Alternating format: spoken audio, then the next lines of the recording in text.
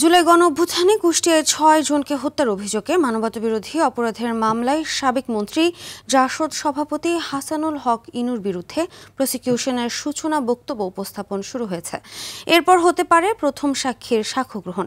আন্তর্জাতিক অপরাধ ট্রাইব্যুনাল ২-এ বিচারপতি নজরুল ইসলাম চৌধুরীর নেতৃত্বাধীন ৩ সদস্যের বেঞ্চে চলছে এ বিচারিক কার্যক্রম।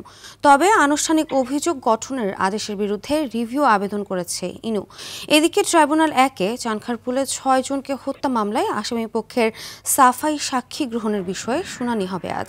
এছাড়া র্যাবে থাকাকালীন বিচার বহির্ভূত হত্যা ও গুমের ঘটনায় দায়ের হওয়া মামলার আসামি সাবেক এএসপি মহিউদ্দিন ফারুকী, এডিসি আলিপ উদ্দিন ও এডিসি মশিউর রহমানকে ট্রাইব্যুনালে আনা হয়েছে।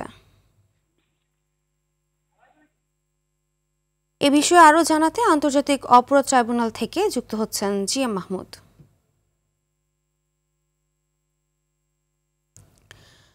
মাহমুদ, বিচার প্রক্রিয়ার সর্বশেষ কি অবস্থা দেখছেন, বিস্তারিত জানাবেন।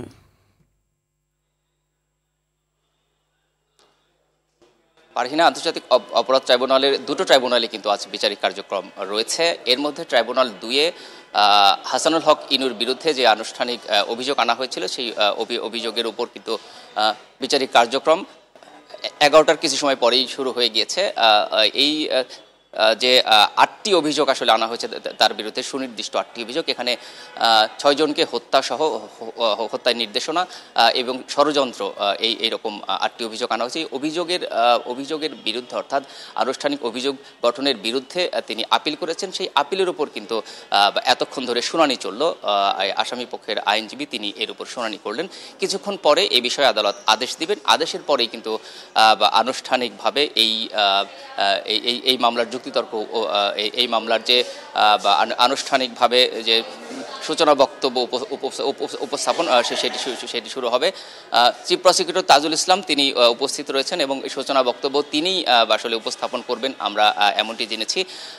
আসলে এই যে ওনার বিরুদ্ধে যে ৮টি অভিযোগ আনা হয়েছে এর পক্ষে ওনার আইনজীবী যে যুক্তিগুলো তুলে ধরেছেন এই যুক্তিগুলো কিন্তু এতক্ষণ শুনলেন, এরপরই এর উপর আসলে আদেশ দিবেন। এছাড়া কিন্তু আন্তর্জাতিক অপরাধ ট্রাইব্যুনাল ১-এ জুলাই আন্দোলনে চানখারপুলে ৬ জনকে হত্যা মামলার বিচারিক কার্যক্রম রয়েছে। এর আগে এই মামলার সাক্ষ্য গ্রহণ এবং অন্যান্য কার্যক্রম ইতিমধ্যে শেষ হয়ে গিয়েছে। আজ আসামি পক্ষের সাফাই সাক্ষী নেওয়ার কথা রয়েছে এবং এ বিষয়ে একটি বিচারিক নির্দেশনাও আসবে। আমরা অপেক্ষা করছি, পরবর্তী সংবাদে হয়তো এই বিষয়ে আরও বিস্তারিত তথ্য জানাতে পারবো। তো আপাতত এই ছিল আমার কাছে আন্তর্জাতিক অপরাধ ট্রাইব্যুনাল থেকে সর্বশেষ তথ্য। পারহিনা, ধন্যবাদ মাহমুদ।